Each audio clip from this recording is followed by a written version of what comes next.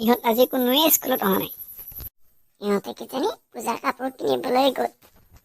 মোৰহে কিনা নহ'ল, কিহেদি পূজা চাব যাওঁ।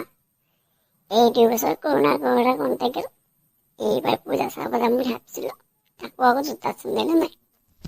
আহিল আহিল দুৰ্গা পূজা, নাই মোৰ জোতা মোজা, কেনকে যাওঁ পূজা চাবা, লগৰ চলিয়ে জোতা লৈছি পেণ্ট চাৰ্ট, মোৰহে সোমাই মই কেনকে পূজা যাওঁৱে, চিঙা চেন্দেল ফটা মোৰে পেণ্ট চাৰ্ট, মাই মই কেনকে যাওঁ পূজা, কেনকে যাওঁ মই পূজা,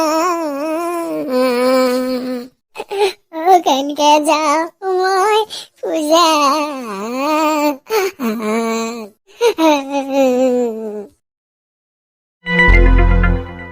হৰকান্তৰ কি হলে? ইধু কান্দবা ধৰছি। হৰকান্ত কি হলে তোৰ? কি কান্দছে?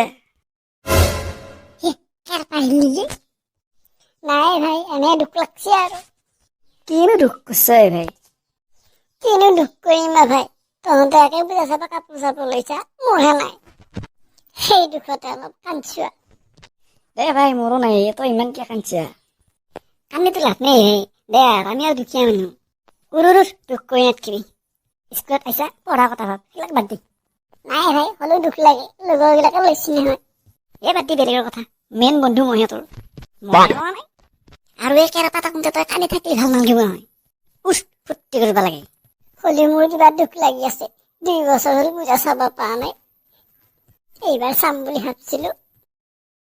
তাকো জোতা চেন্দেল একোৱে নাই, কেনকে নাচাম আৰু। হৰকান্ত, এনকে থাকিলে তোক বগী আৰু চুমি হাঁহিব। আহক দে বেলটো মোৰ ইয়াতে, সিহঁতৰকে বহুত লেবেল।